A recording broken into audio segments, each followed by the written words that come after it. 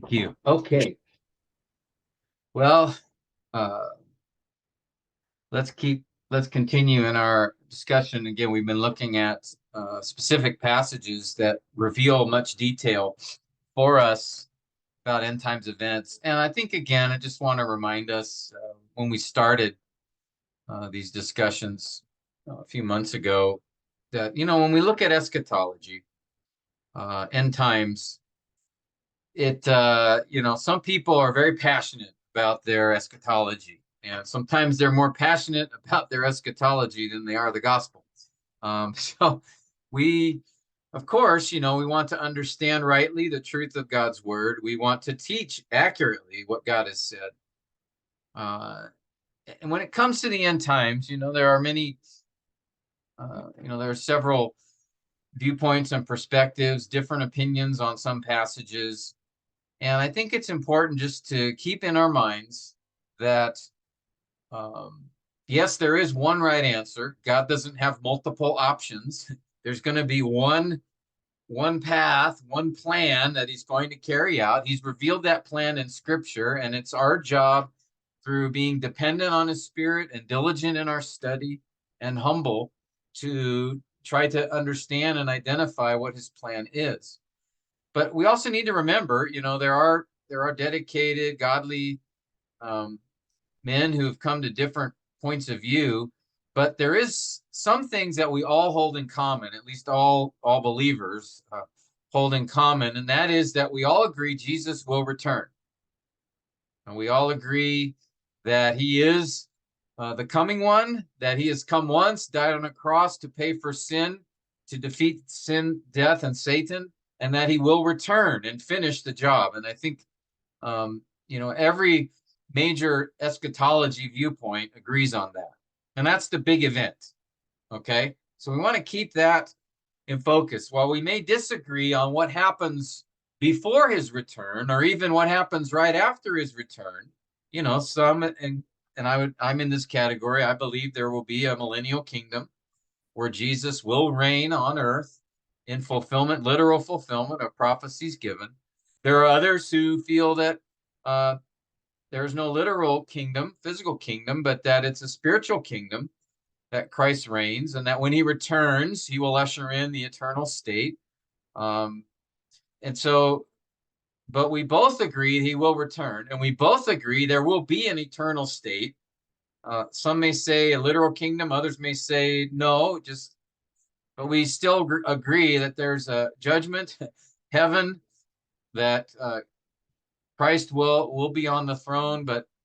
And so those are things we need to remember when we get into discussions with brothers about these topics, that we may have a very strong opinion. I have very strong opinions about end times, but I'm not going to make it a salvation issue or even an issue of disfellowship, but because I know that we do agree on Jesus is Lord, he is coming back, and he will judge his enemies and save his friends.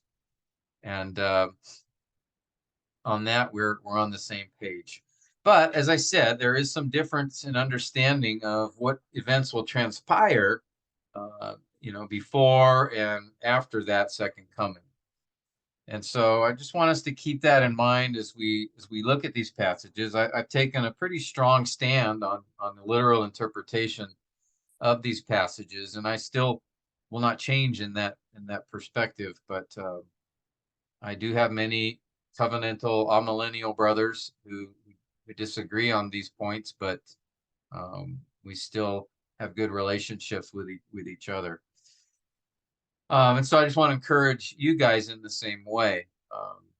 And I know you guys are humble, and I appreciate that about you. But too, when you are teaching these topics to others, just make sure that you also encourage a spirit of humility in that teaching. Hold your convictions strong, but also just keep in mind the importance of keeping the main events at the top, and then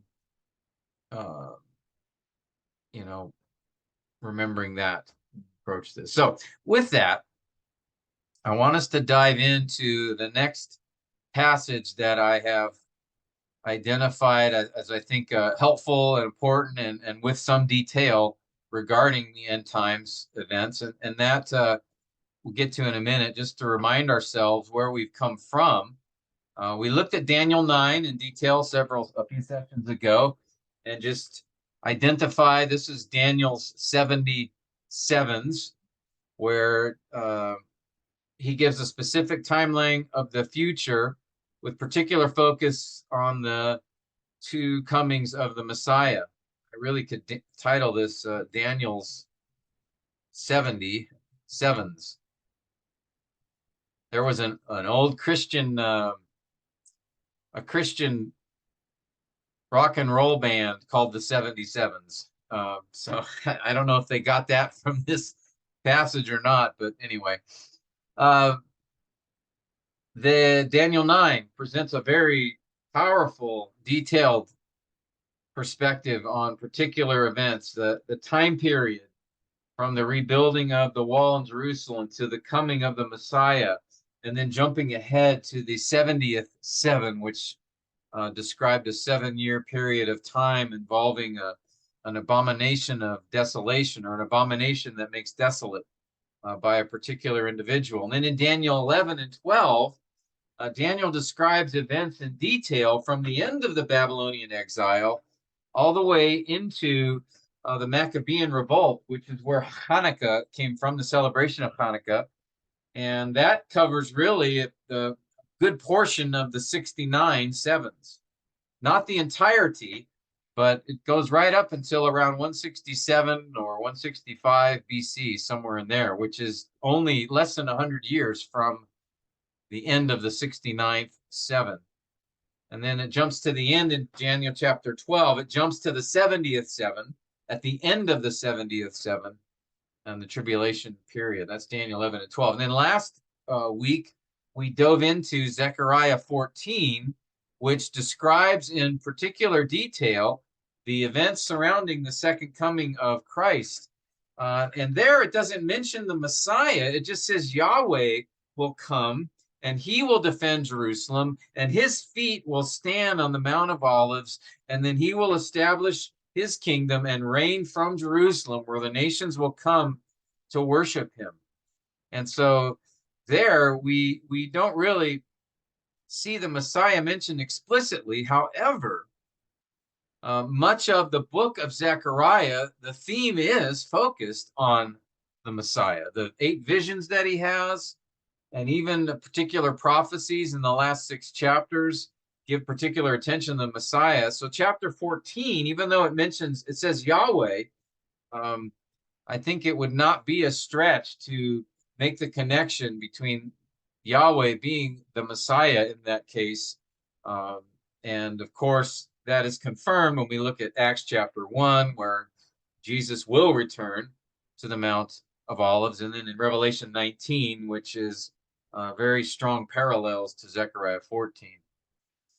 Today, I wanted to move toward the New Testament. We've so far just been focusing on Old Testament passages. We could have looked at several more, including Joel 3, Amos 9, Hosea 14, Micah 7. There are many other passages, which Micah 4 and 5, which deal with prophetic events. But I focused on these 3 in particular because I think they provide a broader time frame and more specifics. Now today, what I would like to do, Lord willing, is move our attention to a New Testament prophecy, and that is actually given by our Lord himself in Matthew 24. This is known famously as the Olivet Discourse. And I wanted to, I'm sure you're familiar with this passage. I just wanted to walk us through this text a little bit and point out a few things as we go along.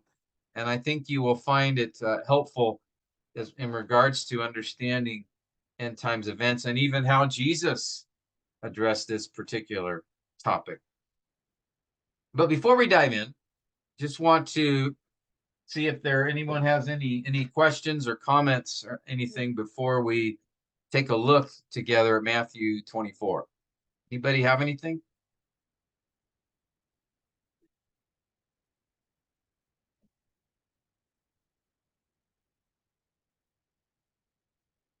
Okay.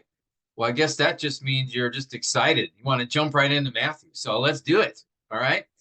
I'll go ahead, as we've been doing, ask you a brother to read a section, and then we'll make a few comments, observations, and then move through the text that way. So with that, I'm going to ask Athan, if you could read Matthew 24, verses 1 to 3. This opens up the passage in Matthew.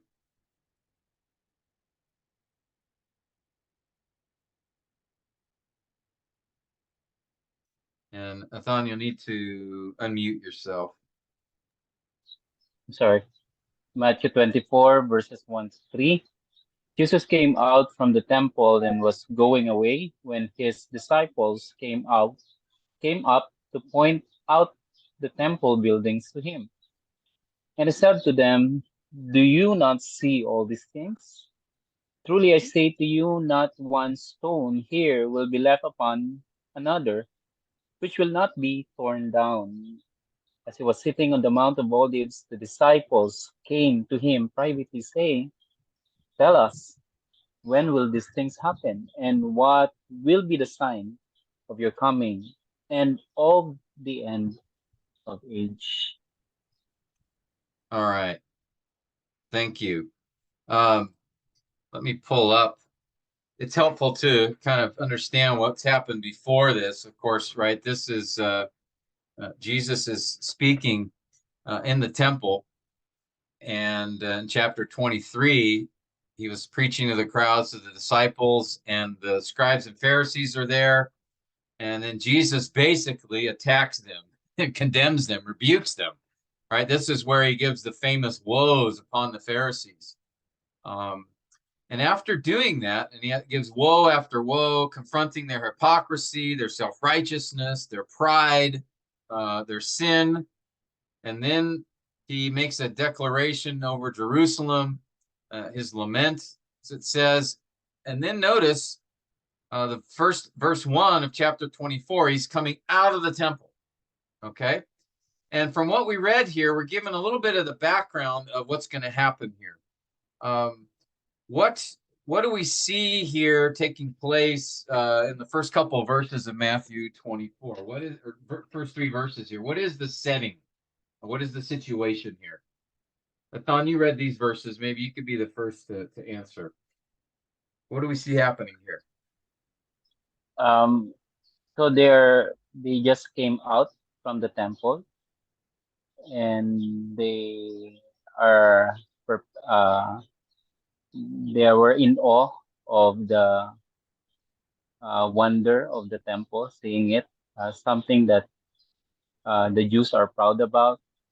But in verse 2, Jesus um, somehow want to give them a better perspective of it. And his disciples, and he mentioned about the destruction of the temple, and um, the disciples were puzzled, at the same time curious on when.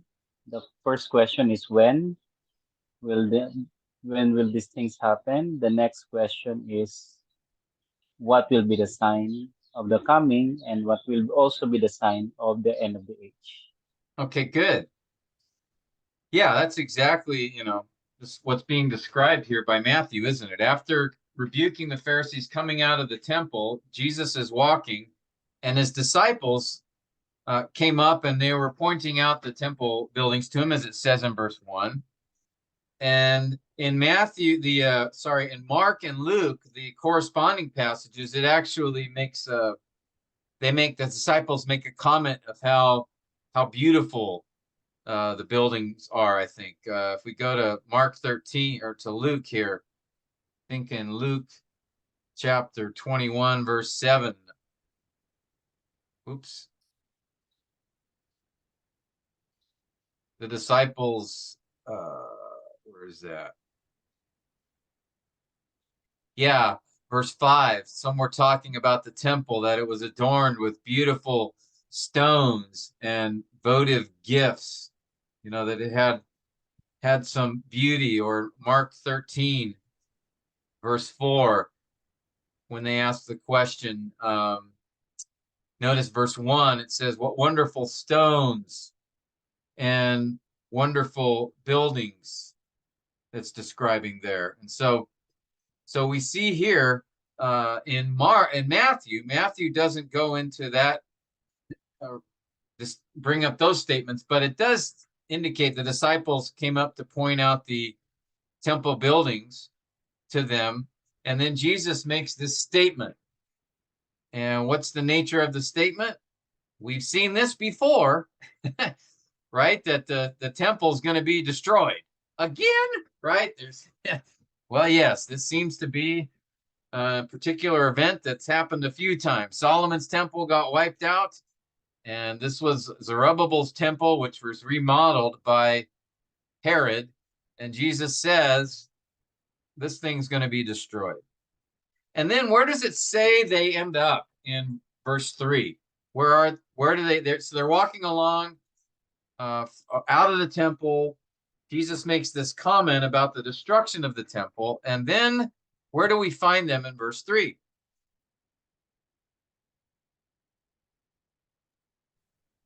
Mount Olives.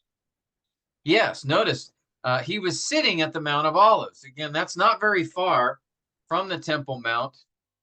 It's probably a quarter mile or so, or maybe so that would be like half a kilometer, something like that.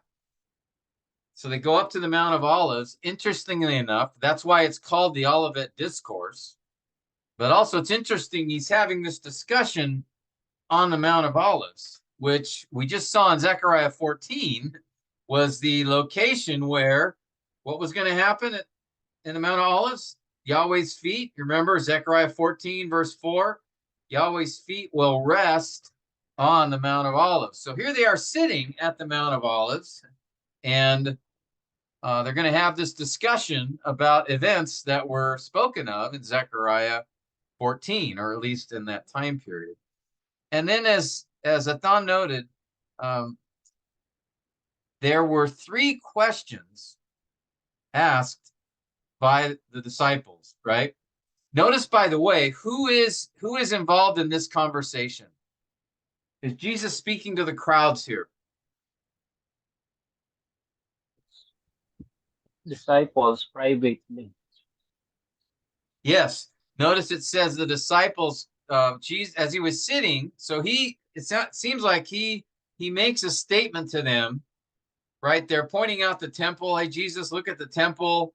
And Jesus says, you know what? This temple is going to be completely destroyed. And it seems like then he walks up to the Mount of Olives and he sits down. And then the disciples came up to him, and it's just them. All right. Notice again, they came to him privately.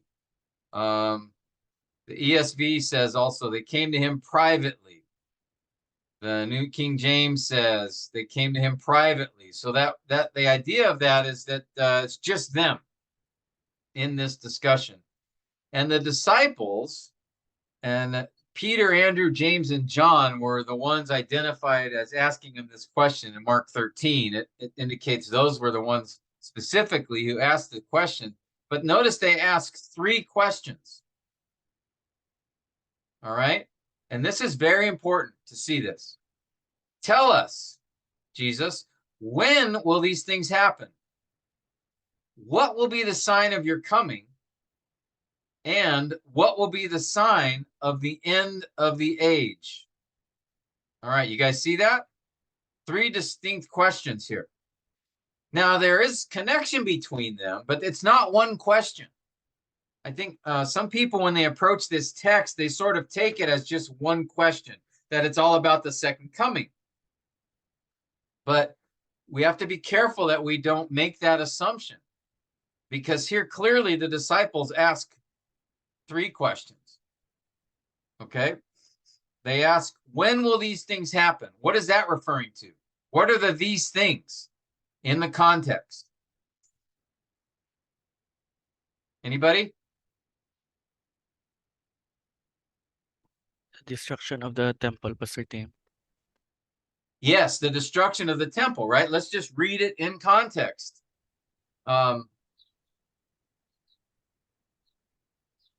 They ask, when will these things happen? Well, these things has to refer to what he just said, which was, notice, do you not see all these things? Truly I say to you, not one stone here. What is the here? The temple buildings will be left upon another, which will not be torn down. Tell us, Jesus, when will these things happen? When will that happen? The thing you just said. Okay, that's their first question. So let's just take note of that. So question number 1, when will these things happen? And again, that's referring to the destruction of the temple. Okay? And then he asks, or they ask a second question. What will be the sign of your coming? All right? And then thirdly, there's a third question implied, what will be the, or when will be, what will be the sign of the end of the age? Okay? You guys see that? Any questions about that? Okay, so Jesus came out the temple, he went to the Mount of Olives. He says the temple will be destroyed. And then the disciples asked him 3 questions in private. So it's just them. All right. What do they ask? These 3 questions. Okay, now that sets up the rest of the chapter. He's going to answer. Notice verse 4. Jesus answered and said to them. Okay, what is he answering? He's answering their 3 questions. Okay? And so that's how we're going to take note of that as we look at the rest of the passage. So let's read. I'm going to ask, let's see, we'll have somebody read, and I'm going to ask if you could read verses 4 through 8. And Manny, if you could read verses 9 to 14 here, Matthew 24. Verses 4 to 8. And Jesus answered and said to them, see to it that no one misleads you, for many will come in my name, saying, I am the Christ, and will mislead many. You will be hearing of wars and rumors of wars.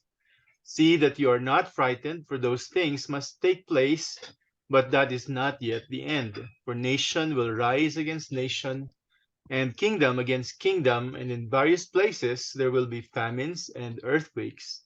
But all these things are merely the beginning of birth pangs. Verses 9 to 14. Then they will deliver you to tribulation and will kill you, and you will be hated by all nations because of my name.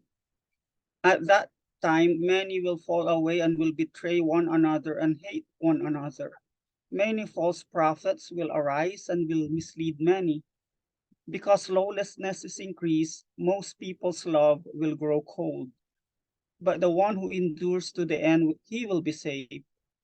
This gospel of the kingdom shall be preached in the whole world as a testimony to all the nations, and then the end will come.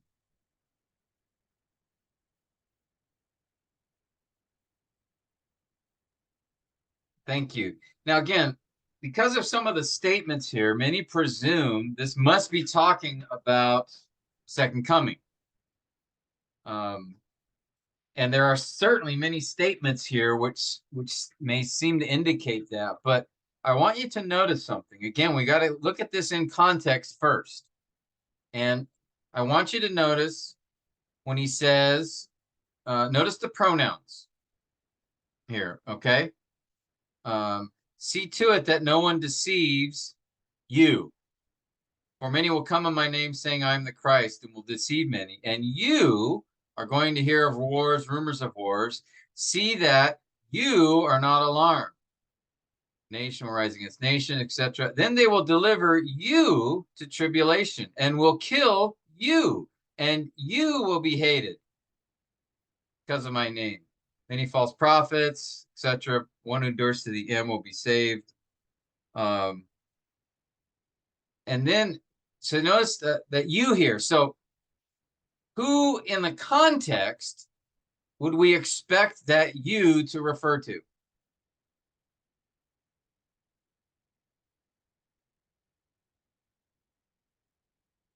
Before we, The disciples. yeah, 13. yeah, the disciples, right? Because notice in verse 15, we didn't read that yet because that's in the next section, but he does say again you, but he says, therefore, when you see the abomination of desolation, and then notice the side comment by Matthew, let the reader understand. Why did he put that there?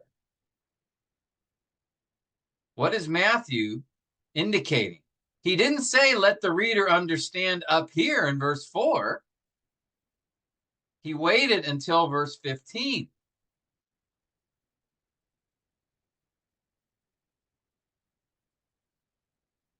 You see, I think what's going on here is in verses 4 to 14, Jesus is speaking directly to the disciples that these things are things they will experience and they will see in their lifetime.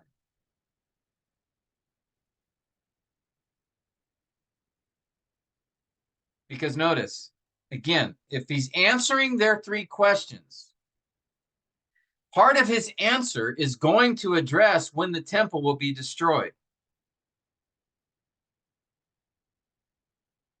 All right. Now, of course, they don't have the luxury that we have of hindsight, right? Because we can look back. There's no temple now, right? It's gone. There's only a wall, part of a wall left. Right now, there's a mosque sitting on top of the Temple Mount.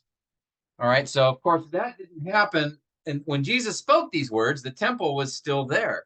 And it was going to be another 40 years before the Romans came in and destroyed this temple. But we have the luxury. We can look back and say, not long after Jesus made that prediction that the temple would be destroyed, it happened. It happened within 40 years of his prediction. And so, but if we just read this passage as it flows in its immediate context, we would have to say at least our first assumption should be that he's speaking to the disciples. When he says these things to them, he's saying you. He doesn't say they, or he's not speaking of anybody else. At least we should take it that way unless something in the text directs us differently. And I think we're not directed differently until we get to verse 15, where the reader is addressed. Yeah, Athan? Is it safe to assume that Jesus' discussion is patterned according to the chronology of the question, or the basically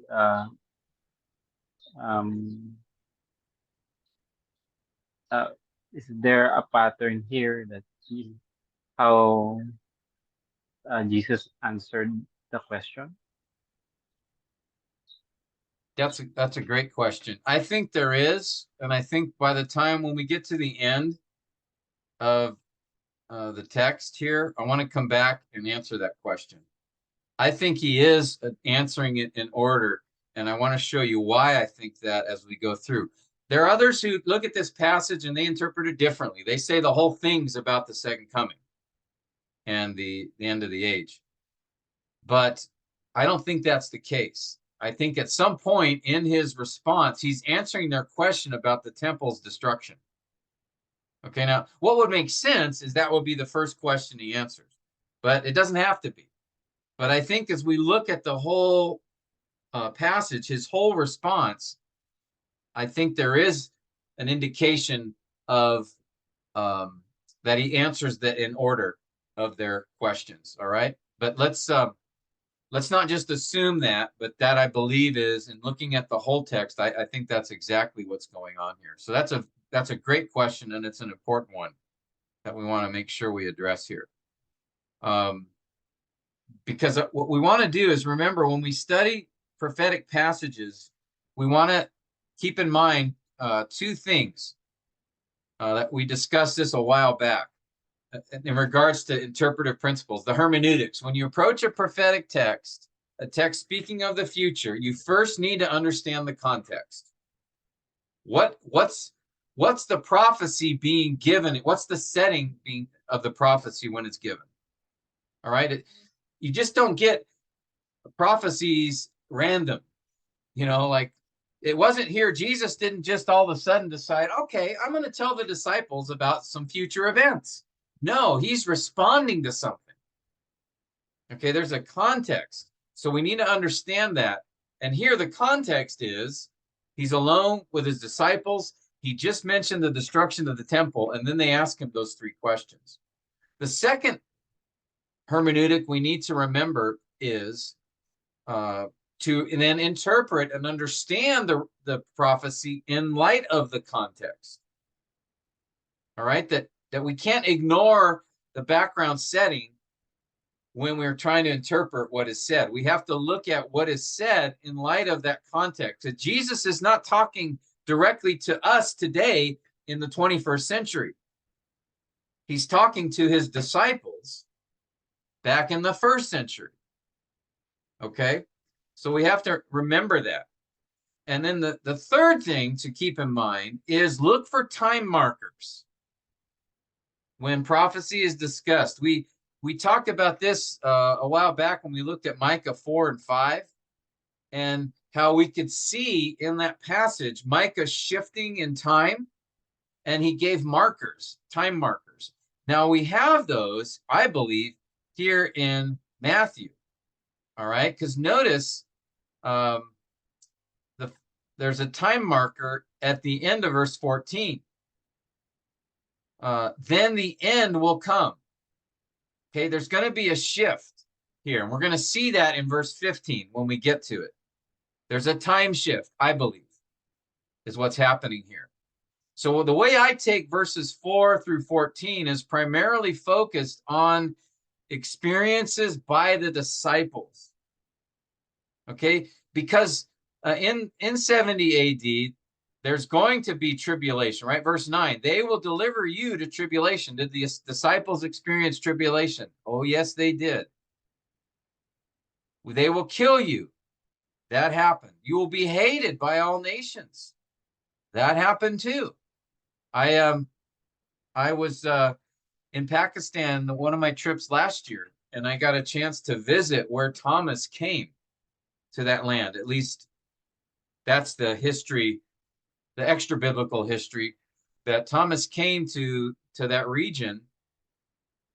It's near Sialkot in Pakistan, the north central Pakistan, and he came there first, and he brought the gospel and actually planted a church there, the first church in that region. I got a chance to stand right where they held the worship services actually it was in the king's palace there. And there's a whole story, interesting story there, that Thomas, I think, healed the king's brother from a very deep sickness. And so the king received Thomas and let him start have church services or gatherings in his own in the throne room of the palace.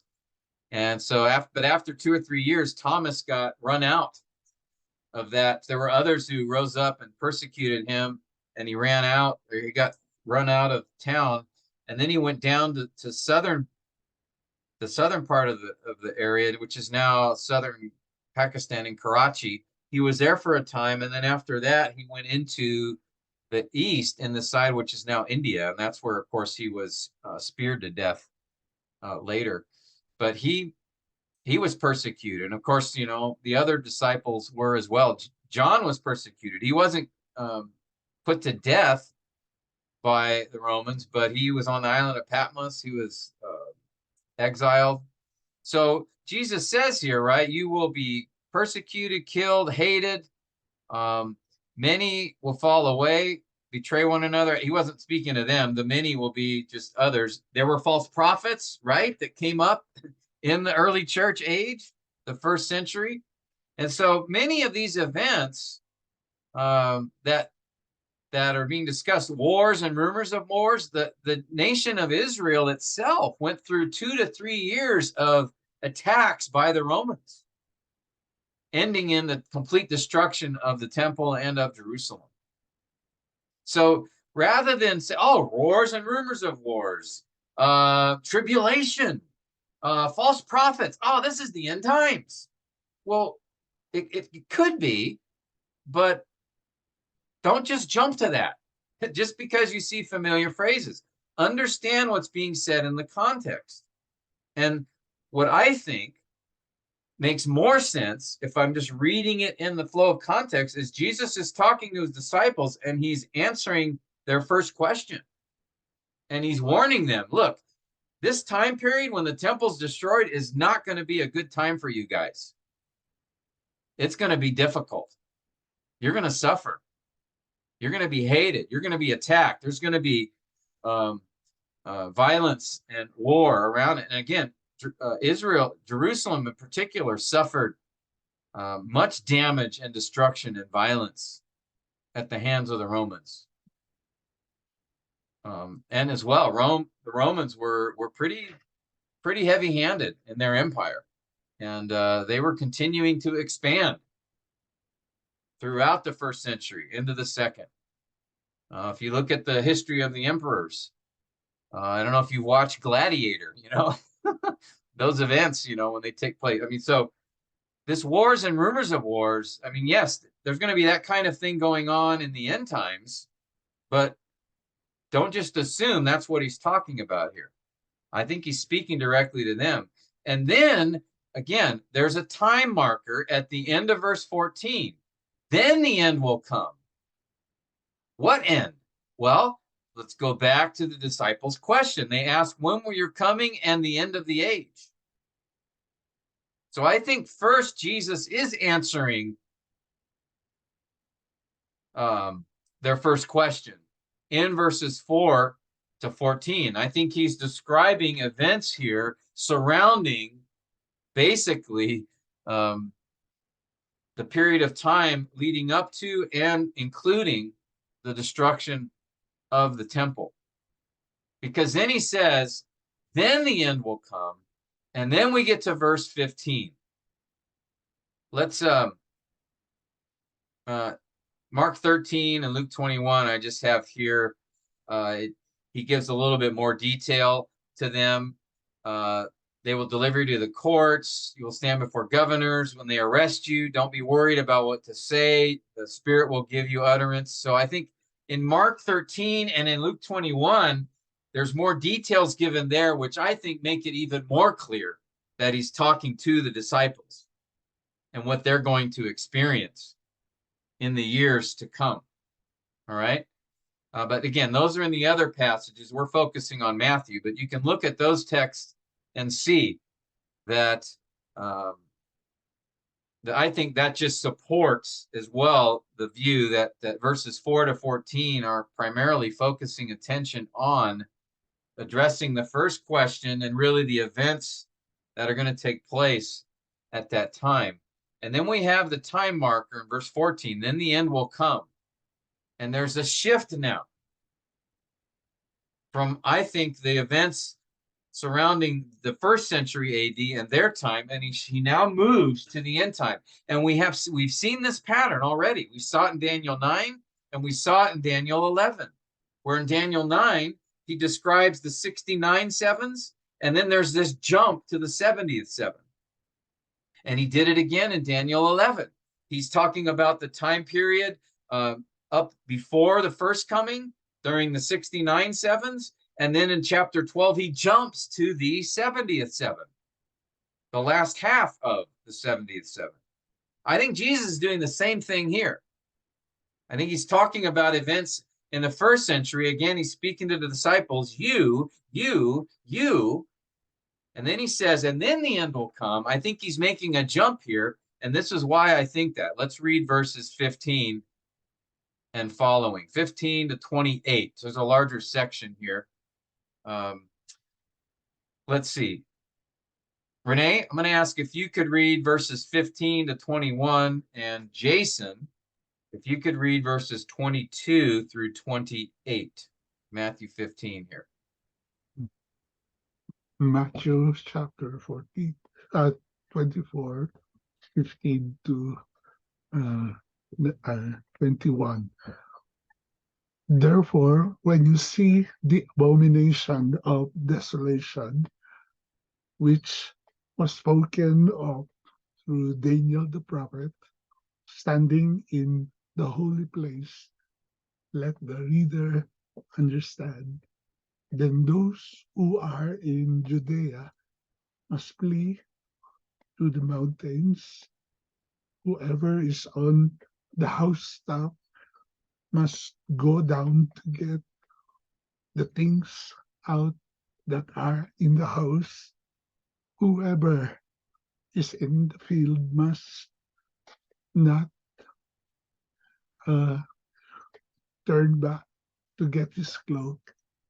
But those who are pregnant and to those who are nursing babies in those days, but pray that your flight will not be on in the winter or on a Sabbath, for there will be a great tribulation such as has not occurred since the beginning of the world until now, nor ever will.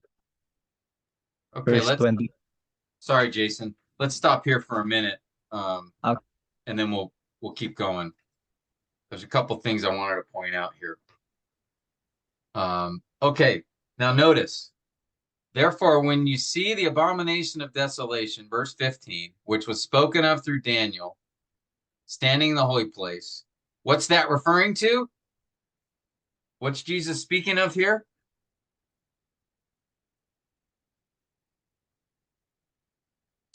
Renee, The since you... middle, Okay. Go ahead, Harris. What's that?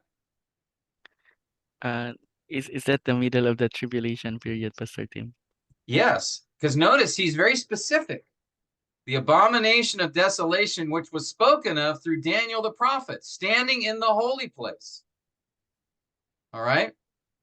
So this is a very specific reference to something Daniel said, and it brings us back to Daniel 12 and to Daniel chapter 9, where he talks about this.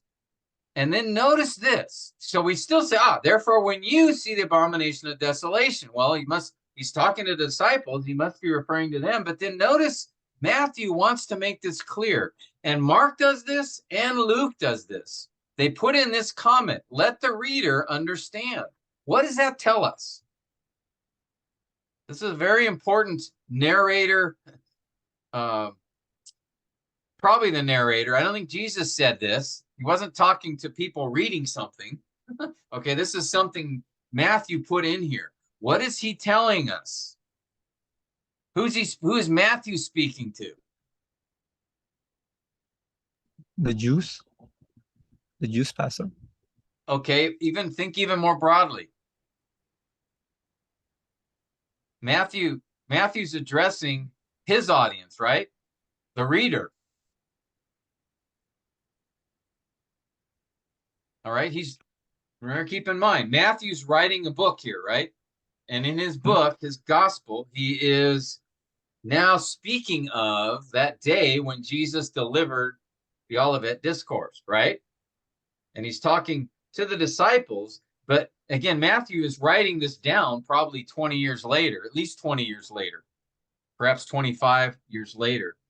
And as he's writing this down, he is now addressing, in verse 15, he's addressing the reader. So what is he telling us? How is what he's saying in verse 15 and following distinct or different from what has been said already in the previous verses, as far as the audience is concerned? You guys get my question? Or is it not clear?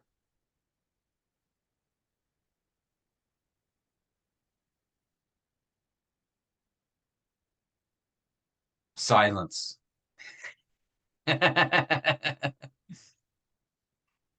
Again, I think if we go back here on the right, I'll show that, right? If we go back to verses 4 to 14, Jesus answered and said to them, to the disciples, see to it that no one deceives you, right? Verse 6, you are going to hear rumors of wars. See to it you are not alarmed. Verse 9, they will deliver you to tribulation, will kill you, you will be hated by all nations. I think he's speaking to the disciples directly here. And then, like I said, if you go to the parallel accounts in Mark 13 and Luke 21, there's more information added that they will be facing governors and kings, that they will be put on trial. And so I think these verses, he's speaking to them. But in verse 15, the audience is now shifting. He does say you, but Matthew now wants to make it clear this was not experienced by them in their generation. This is something that's going to happen in the future. So that he's drawing attention to us now, the reader. Those of you who are reading this, take note, because this could concern you, is the idea. See that? So now, everything that's being said here is referring to a people that are alive in this time when they see the abomination of desolation.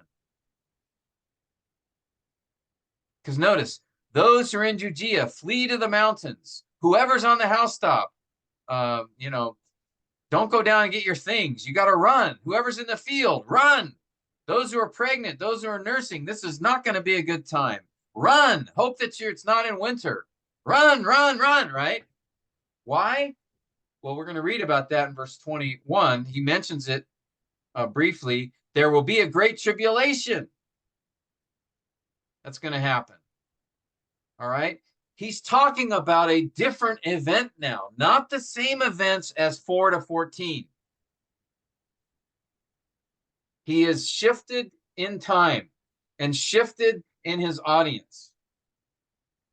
And that's why I think we see that the gospel shall be proclaimed, verse 14, in the whole world. Really, world there, again, you could think Roman Empire, okay? Primarily, he's speaking of. And then the end will come, okay? So he's talking about events, certain events in 4 to 14. And then Jesus said, then the end will come. Therefore, when you see the abomination of desolation, that's at the end. So now we're talking about a different period of time and a different audience, because that's why Matthew says, okay, let the reader understand. This is something that could be you, reader. Okay, Matthew doesn't know, all right, but he knows it didn't happen in his day as of the writing, up to the writing of the book. But he knows that at this point, in verse 15 and following, Jesus is talking about another event. Pastor Tim, Yeah. can we also justify that by referring to verse 21 as the kind of event is has never occurred since the beginning until their time, nor ever will. So it's really a one-time event. Yes, exactly. Exactly. And now some may say, well, yeah, it's still, everything that he says up here in verses 4 to 14 are part of that. Well, I don't think they are, for the very reasons I've been saying. One, I think there's a shift in who the audience is, as indicated by the author. And two, the events up in 4 to 14 are addressing the disciples. And three, yes, verse 21 describes this great tribulation that's going to take place, a unique event in all human history that's not mentioned in verses 4 to 14. Okay, so I believe verses 15 and following are now looking at this time period of the abomination of desolation, which will usher in a great tribulation. Which, by the way, is if we, want to cheat a little bit and remind ourselves of what Daniel said. At that time, Michael, the great prince who stands guard over the sons of your people will stand. There will be a time of distress such as never happened since there was a nation until that time. All right. This is previous revelation. Jesus brought up Daniel and the abomination of desolation. Let the reader understand. And then he mentions this great tribulation. Okay, so he's building upon what Daniel already said. So I think verses 15 and following is another event, particularly specifically, it is the middle of the 70th seven. When the abomination that makes desolate that Daniel predicted happens, and what that brings about is this great tribulation. Notice, then there will be a great tribulation. When? Right after the abomination of desolation. So when we see that desecration in the temple, run. Now, there's arguments, right, about, will we be there or not? And we go to other passages and we can talk about the rapture and all that stuff. Jesus doesn't address that here. Okay. But, there will be believers in the tribulation. I believe in the rapture before the tribulation, but that doesn't mean there aren't Christians in the tribulation. People will be saved during the tribulation. We see that in Revelation. There's tribulations. There's saints that are martyred in tribulation. There's 144,000 that are saved. So there will be believers in the tribulation, period. Now, whether it's because they weren't raptured or it's just because others came to Christ during that time, that's another discussion. But certainly here, Matthew's gospel will be available, and he's saying, anybody that you see this abomination of desolation, this desecration in the temple, run, because it's going to get bad. Okay, that's who he's talking to, and that's who Matthew recognizes. There's now a different audience. Yes, he's speaking to the disciples. He's bringing forth, he's prophesying, speaking to them of future events. But Matthew wants to make it clear that those events have not taken place, obviously, in his time period, and he's saying it's sometime future. All right, Jesus doesn't specify when, but Jesus does say, then the end will come, and to what's going to usher in that end? Abomination of desolation. So it's almost like 4 to 14 talks about that's going to be a bad period of time, especially for the disciples and believers, right? But there's coming a much, much worse time after that. And that's what Jesus speaks of beginning in verse 15. So he's jumping from, I believe, the temple destruction time period. He's jumping from that to the time of the 70th seven, the middle of the 70th seven. And remember in Daniel described, remember he mentioned that the temple and Jerusalem would be destroyed. You remember that? He talked about that. So, and then again, Jesus brings up Daniel. I think we're dealing with that same time period that's already been described in a little bit by Daniel, but now Jesus is giving more detail. All right. Any questions or comments about that? Can you see that transition? Does that make sense to you, or do you have some questions or thoughts about that, or disagreement?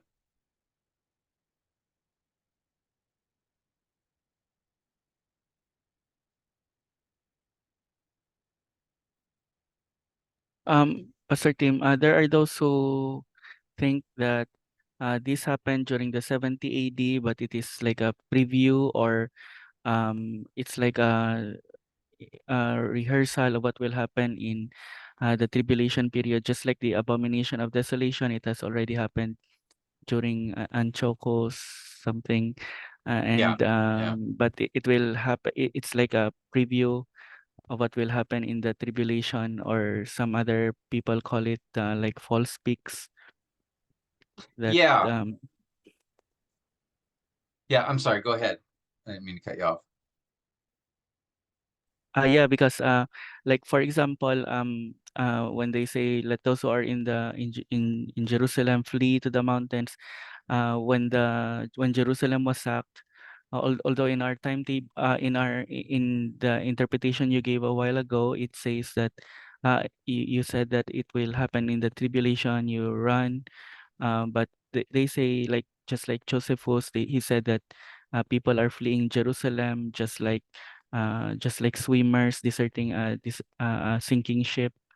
And there were those who which are seen happening during that time in 70 AD, but they say that the intensity will be so much more during the tribulation period. Yeah. Um yeah. Sorry. Did you have something else? Yeah, so that's my question, Pastor Tim. How do you look at that view? Thank you.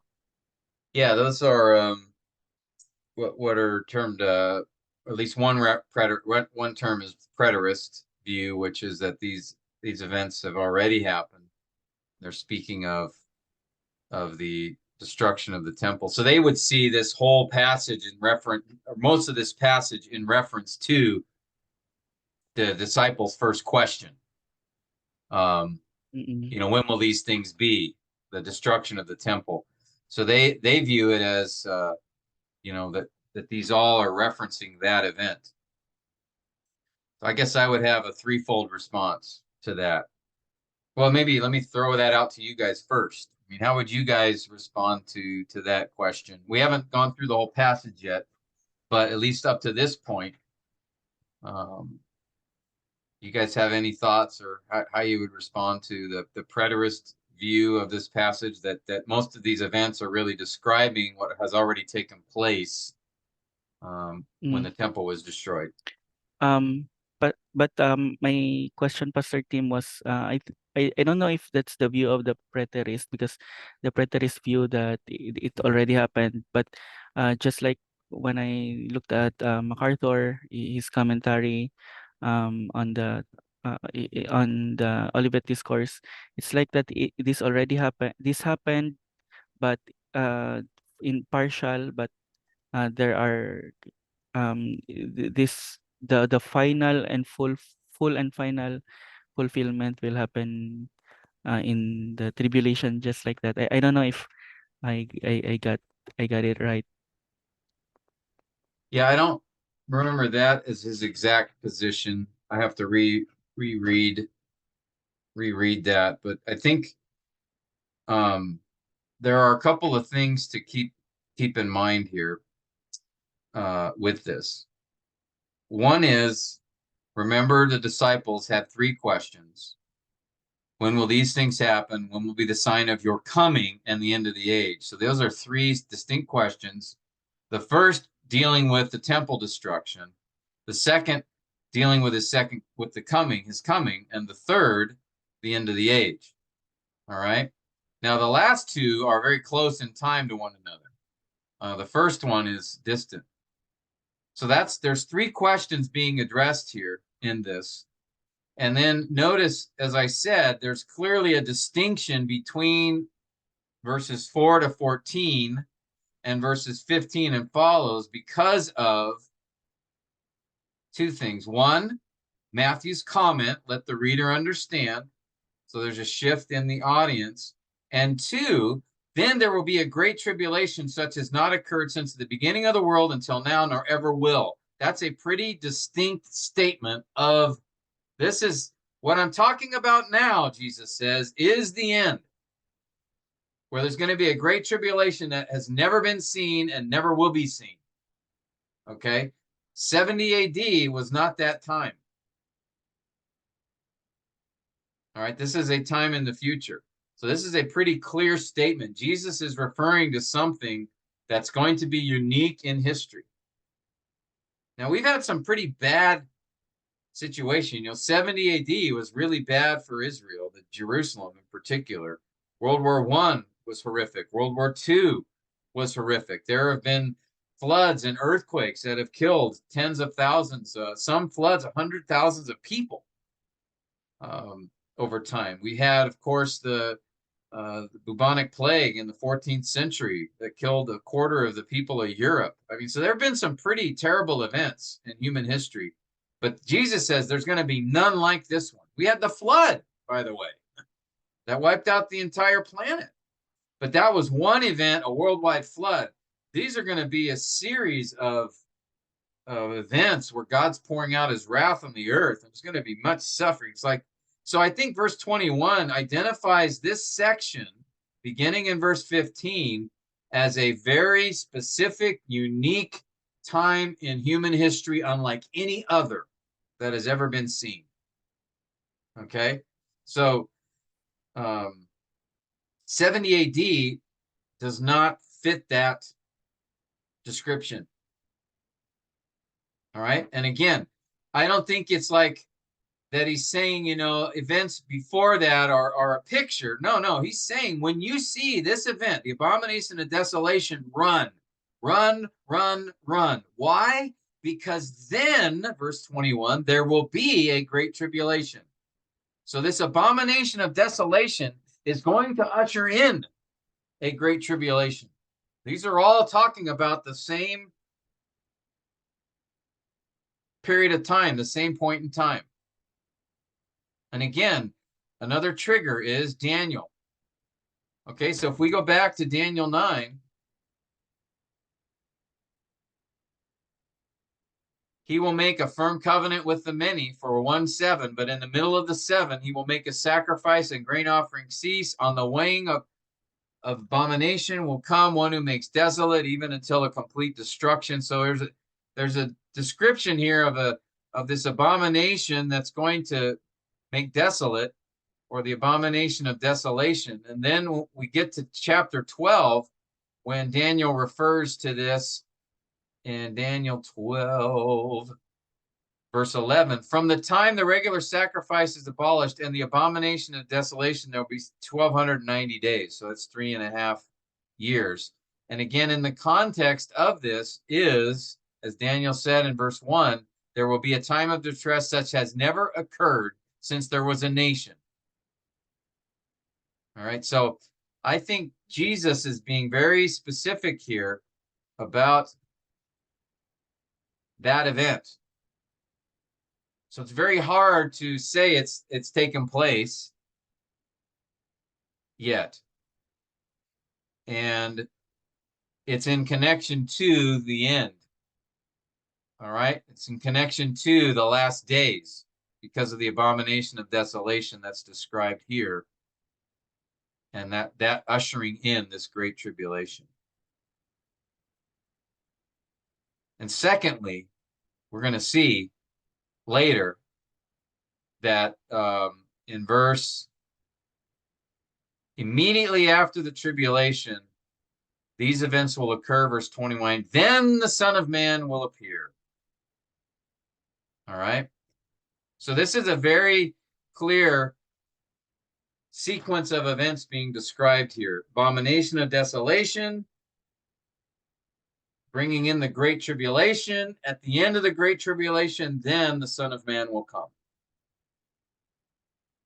All right, so we haven't seen a great tribulation that brings in the Son of Man yet. Then, right? Jesus isn't here. Unless you want to interpret this spiritually, you know, and to say, well, you know, and the people that do that.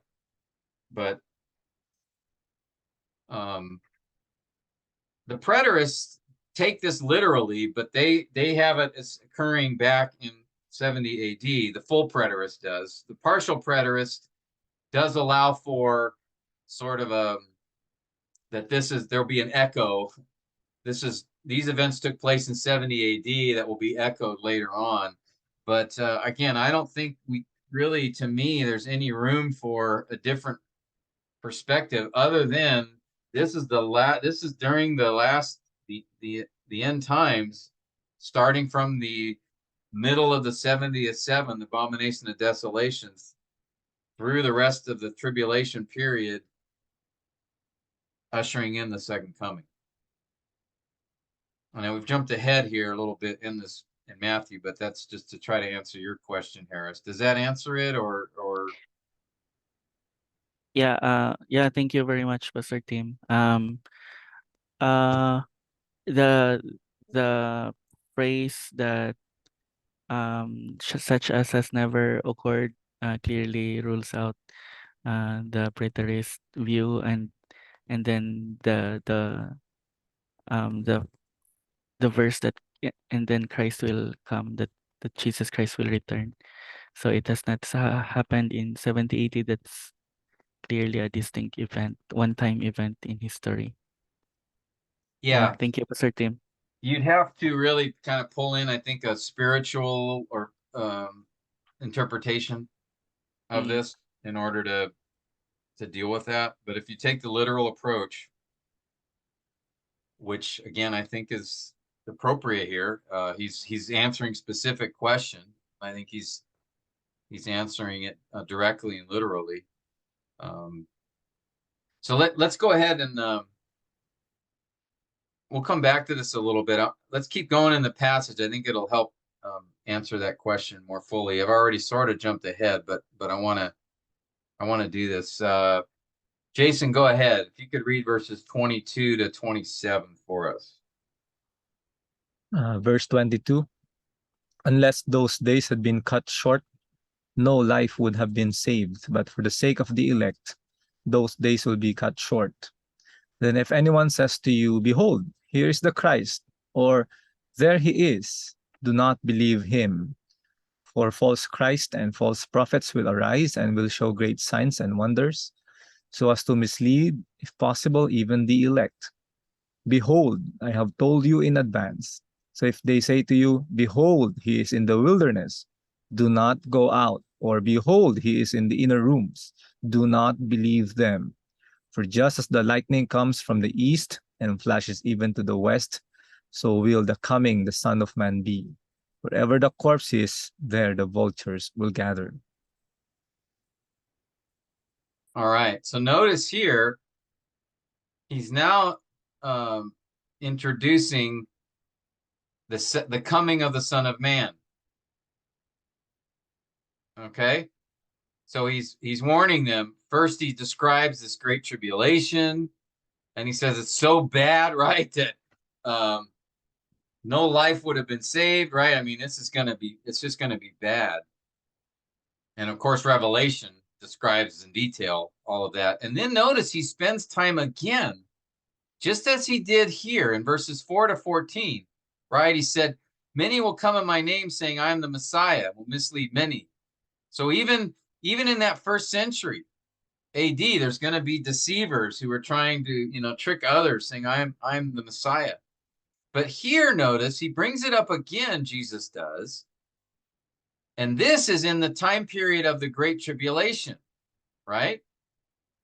Notice, then if anyone says to you, behold, here's the Christ, or don't believe him, false Christ will arise, right? So he's talking now about this Great Tribulation period of time.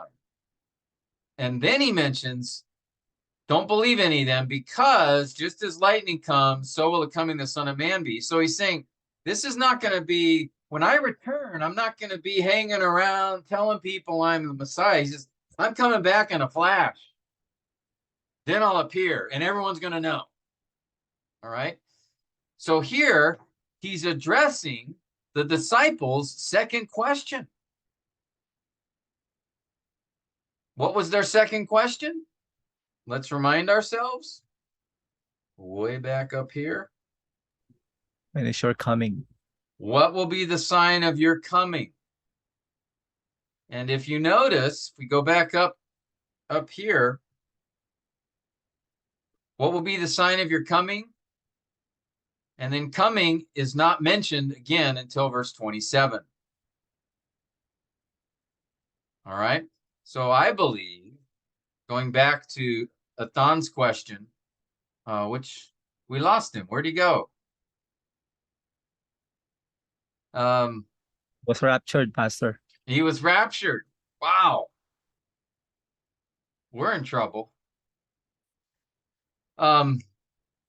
So going back to Athan's question, I think, again, we see this section here, noting verse 15 as a transition in time from the events described in 4 to 14, which I believe are in reference to the destruction of Jerusalem, which we now know is in 70 AD. In verse 15, he shifts to another point in time in the future. Then the end will come. So he's shifting to the end times. Let the reader understand. He describes the period when the Great Tribulation will come, connects it to Daniel, the 70th seven, and then he describes so now we're in a period where the coming of the Son of Man, now that's getting close. All right, but we see that coming up in the very next verses. So this transitions to the last verses, which describe the second coming. By the way, before we jump to verse 29, I want you to take notice. This seems to be Israel-centric in his response. Let me just point out a couple things. Well, first, verses 4 to 14, I think he's directly addressing the disciples, that is the you here, right? Of course, all the disciples were Jews. But then notice this gospel of the kingdom. And remember, kingdom of God has to do with primarily, right, the Messiah reigning in Israel. That the kingdom is, the mediatorial kingdom has a focus on Israel. Verse 15, the abomination of desolation, that was going to occur in the temple in Jerusalem. Notice, in the holy place, and it's specific to Israel, really. Notice, those who are in Judea flee to the mountains. Verse 20, he mentions the Sabbath. Verse 23, here is the Christ, that is the Messiah, right? Christos. Verse 27, the Son of Man, right? That's a term referenced in Daniel chapter 7, if you'll remember. So I think there seems to be somewhat of a Israel focus here that he's talking about. Just something to think about. All right, let's move to verse 29 to 31. Let's see. Harris, have you read yet? Not yet, Pastor Tim. Okay. Why don't you go ahead and read verses 29 to 31. 29 to 31. But immediately after the tribulation of those days, the sun will be darkened, and the moon will not give its light, and the stars will fall from the sky, and the powers of the heavens will be shaken. And then the sign of the Son of Man will appear in the sky, and then all the tribes of the earth will mourn, and they will see the Son of Man coming on the clouds of the sky with power and great glory. And he will send forth his angels with a great trumpet, and they will gather together his elect from the four winds, from one end of the sky to the other. Okay. So again, notice the time markers. Immediately after the tribulation of those days. What tribulation is that? The 7-year tribulation, Yeah, Pastor. the Great Tribulation in The verse great 21, tribulation. which is ushered in by the abomination of desolation. Okay, so after that, Jesus says, immediately after that, what's going to happen? This cosmic events, and then the sign of the Son of Man will appear in the sky. They will see the Son of Man coming on the clouds, right? We're at Zechariah 14. Okay, he's coming, and then he will send forth his angels that will gather together his elect from the four winds. So here we have now the actual second coming, which is what's going to usher in the end of the age as well, right? When all of the enemies of Israel will be defeated and the Messiah will set up his kingdom. All right, so in this last, from verses 15 through 31 here, he's answering those last two questions. When will be the sign of your coming and the end of the age? And those events actually coincide with one another. But again, notice this immediately after the tribulation. So we're getting a very specific reference as to when. All right, there's going to be this cosmic upheaval, and we see that described in places in the Old Testament. Joel chapter 2, the end of Joel mentions this, as well as a few other places. And so at the end of the tribulation will be this cataclysmic upheaval, and then the Son of Man coming. And of course, Zechariah 14, and then later, Revelation 19 will give particular details about that. All right, so I think in response to Athan's question, I think we do see verses 4 to 14. As we look at this passage, I think we see it. We do see I believe there's a structure here where verses 4 to 14 refers to the events up to and including the destruction of the temple. Okay, which was the disciples' first question. Again, notice the you, and then the transition in verse 15. And then verses 15 to 28 refers to what will precede the second coming, which is the Great Tribulation. Tribulation that starts at the abomination of desolation, which again, we can go back to Daniel 9 and 11 and 12 for the details of those events. And I think this is addressing the second question. All right, where they say, what will be the sign of your coming? And then he also answers that in verses 29 to 31, refers to the actual second coming, which will usher in the Messianic age. Okay, so the sign of the end of the age, which I think is question 3. All right, and then after that, he gives the parable of the fig tree, and that's another discussion, but I just want to focus on the first 31 verses. This is how I view it, just sort of following along in the flow of thought, in the context, and in response to what I see here. in the passage. Again, looking for those time markers and considering that Jesus is responding to their three questions. Okay.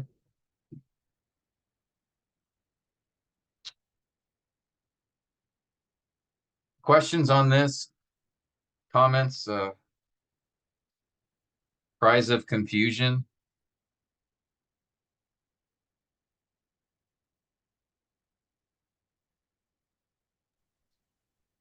Repentance. When I first teach this in Mark, in the account of Mark, I included verses 4 to 14 as the first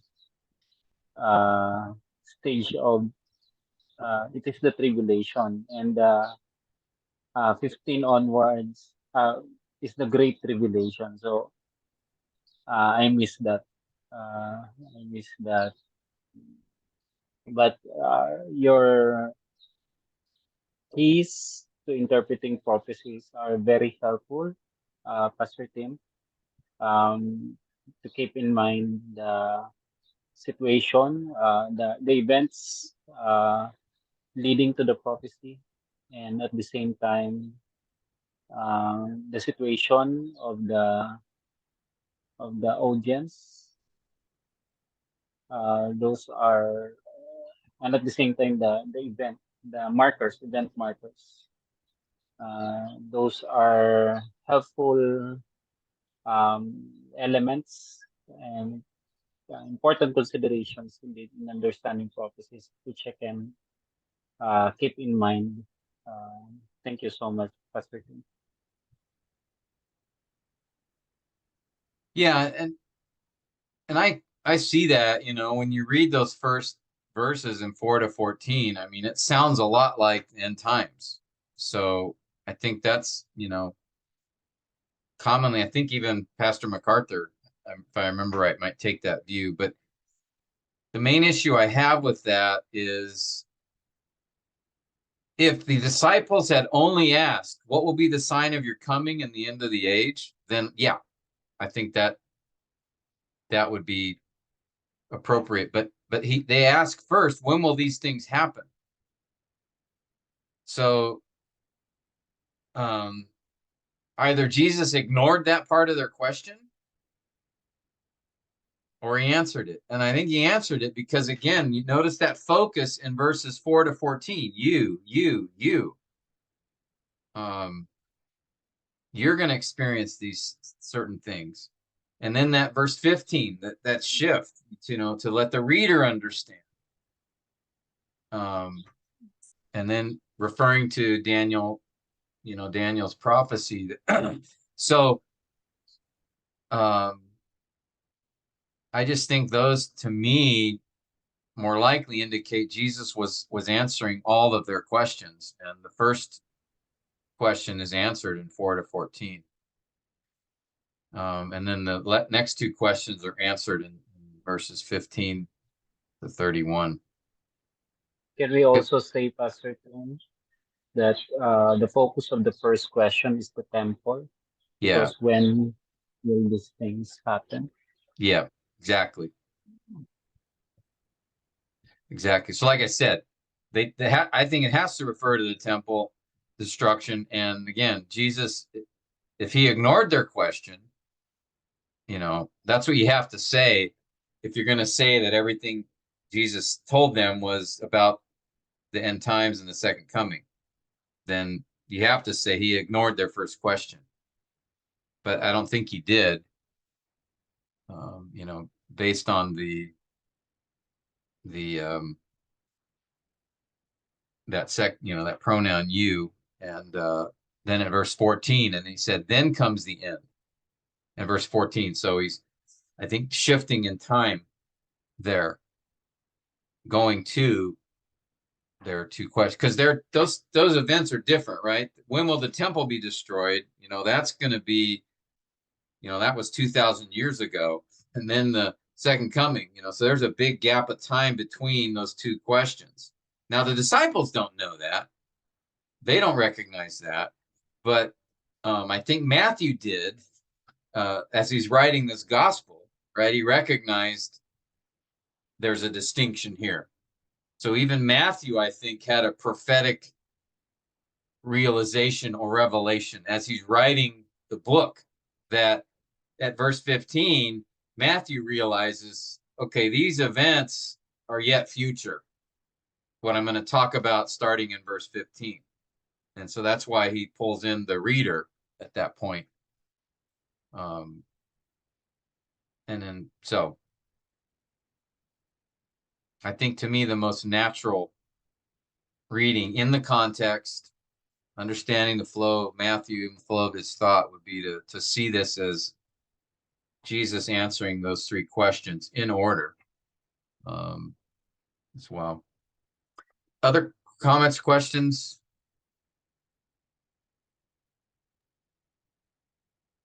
Pastor Um, Tim.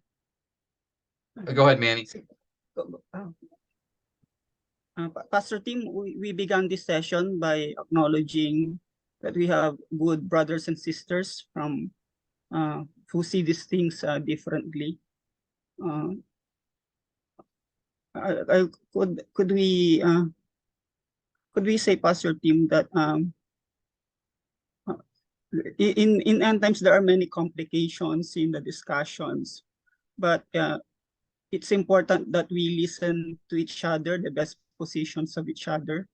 And if we are not yet fully convinced, we can at least acknowledge that if it is truly good, we could at least acknowledge that the view is plausible, the plausibility that it is worthy of serious consideration, it is reasonable, and it should not be swept under the rug.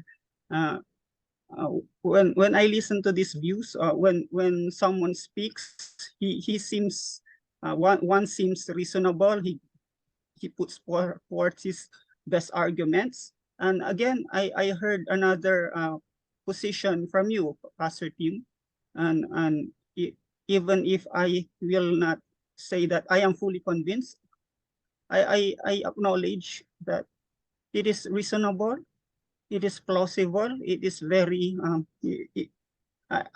I could even, if I will take your position, Pastor Tim, I could even argue for it, Pastor Tim, because it's very good, Pastor. Good. So in considering our brethren, I think if it is truly good, even if we will still disagree, we must at least acknowledge that it is good, it is plausible, and is worthy of consideration. Is that fair, Pastor Tim? Yeah, I think, if one can show, from the text,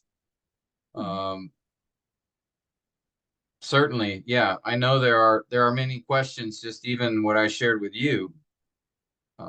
There are some questions that people can ask that I may not be able to answer very, very well or clearly but I just, I think we have to be always willing to have those conversations and recognize there can be holes or gaps or areas that aren't clear from our perspectives. So for me, the big thing I have that again, I want to be gracious and humble with people, but when I hear people just automatically pulling in, interpreting the passage from other texts right away, that bothers me a little bit. I say, well, first, just show me what's going on here.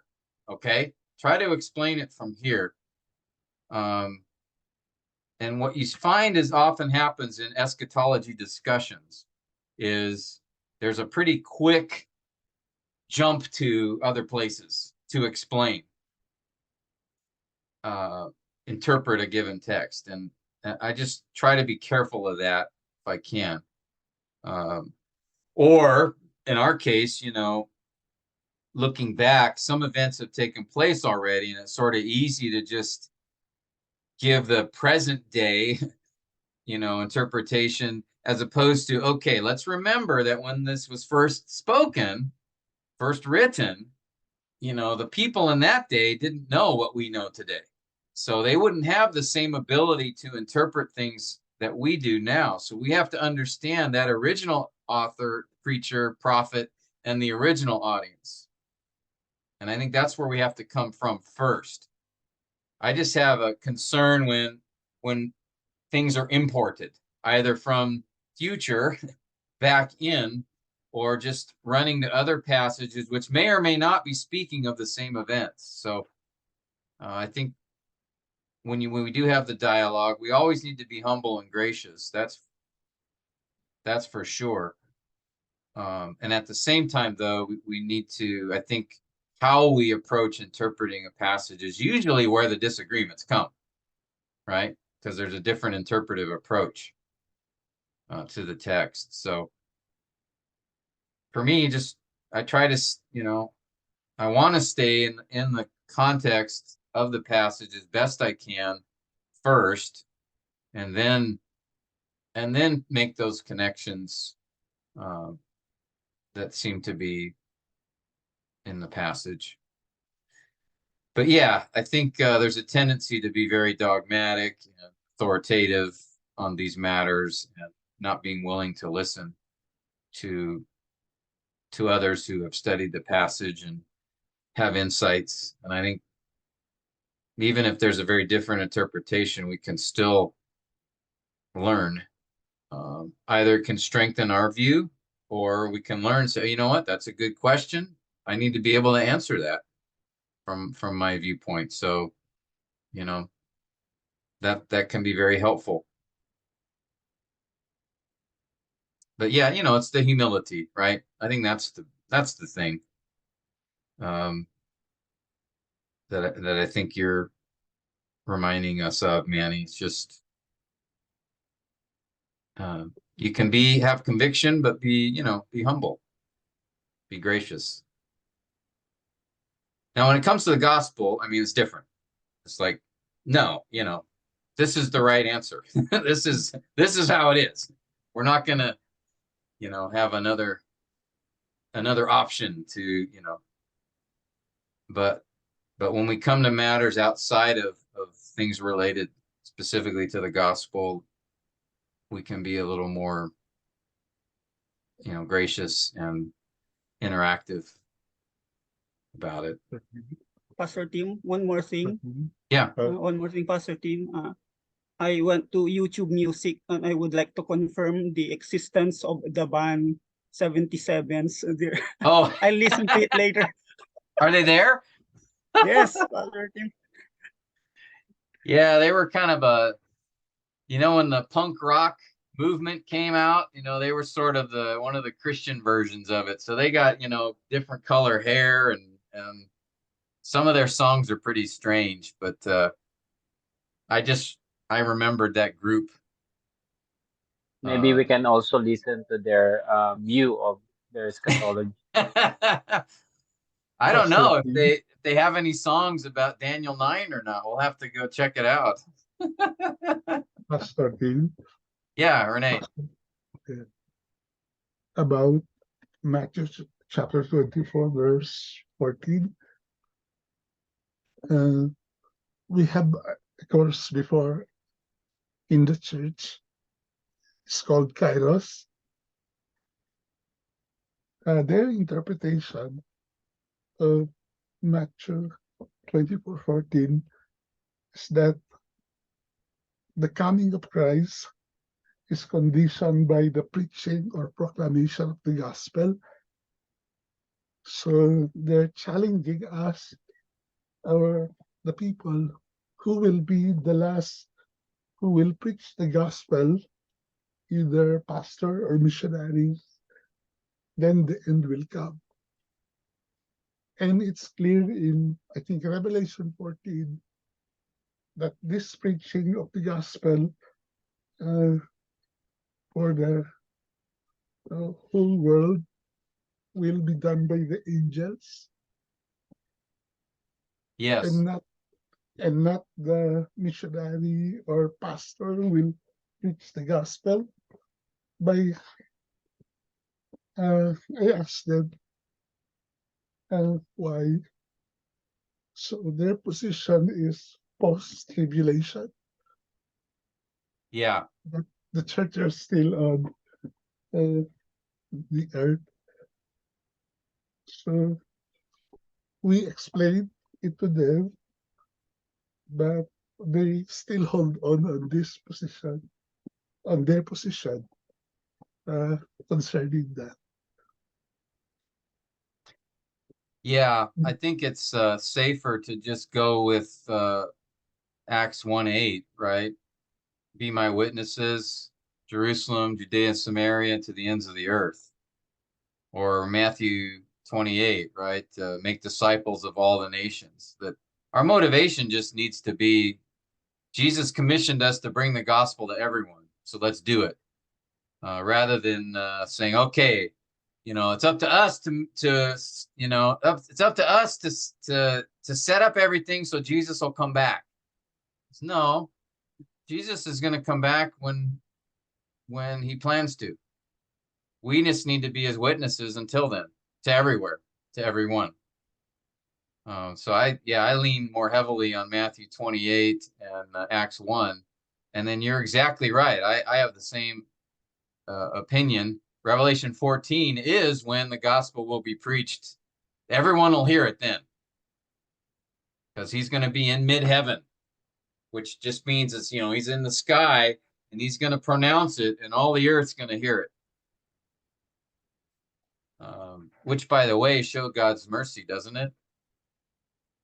That he's going to ensure that the world does hear at some point, in the end, that the whole world does hear the truth. But yeah, there's sort of a mentality among some. You'll see it particularly with those who hold a post-millennial position, that there's really that we have a responsibility to sort of set up things for Christ to return. And we'll talk more about that when we consider the different eschatological positions. But that's more of a post-millennial perspective. If our efforts need to be done so that Jesus comes back, and say, well, we want Jesus to come back, we pray for him to come back, but our efforts need to be done because he commanded us just to go to the nations. So let's do that. Not necessarily because that's what's going to bring in his second coming, but because we want them to hear the gospel before he does return. So yeah, I've heard some other things about Kairos that cause me some concerns, but maybe we could talk about that another time. Their approach to reaching Muslims is a really concerning position to me, but among other things.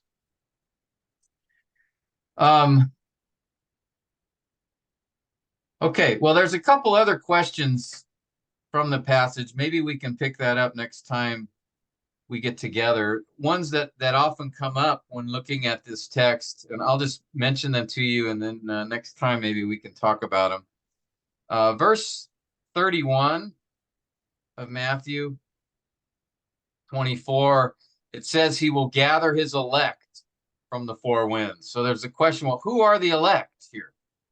This seems to indicate that that this is a rapture that's happening at the second coming. Is that the case? So that's one question we can address. And then he says a little bit later, we didn't read this, but he says later, this generation will not pass away until all these things take place. This is one reason that we have a preterist view, that some say, well, this is the generation of the disciples. And so therefore, this is referring to events in their day. But again, it's already, our time is up today, so I want to save that for maybe next time. We can address those two questions and any others that you may have as you're thinking about these things. But in any event, why don't we end our time here, and thank you for your attention. Oh, I do have to say next week, I just realized I'm gonna be with my parents, visiting them, and we will be traveling at this time next week. So I'm not gonna be able to meet with you guys. We'll pick it up the following week, which is June. What is that? Sorry, July, actually. It's July June 6th. 22nd today, right? So Yeah, July 6th. 6. Is that right? Am I gonna be here? Yeah, yes, Pastor Tim. Yeah, I'll be available at 6. So we'll pick it up then together. And at that point, the following week, for the next 3 weeks, I'm gonna be in the Philippines. So I'll see you guys, Lord willing, in person, at least some of you in Baguio. Harris, I'll see you in Cavite, Lord willing. But so yeah, we'll meet in 2 weeks one more time, and then we'll have to take a break for a few weeks again while I'm in the Philippines. So I know it seems like we get rolling again, get started, and then something happens. We have to take a break, but thank you for your understanding in that regard. So July 6th will be our next time. We'll pick it up here in Matthew 24, and then maybe we'll transition to Revelation 19 following that. Okay? Will you attend, Pastor Tim, at Thea reunion? Yes, I'll be in Manila for the TMAI regional conference, and then there's a partners retreat. I don't know if Robbie's going to that or not. Yeah, I think they invited me, part Oh. of the mission. Yeah. Great. You going to that? I need to ask permission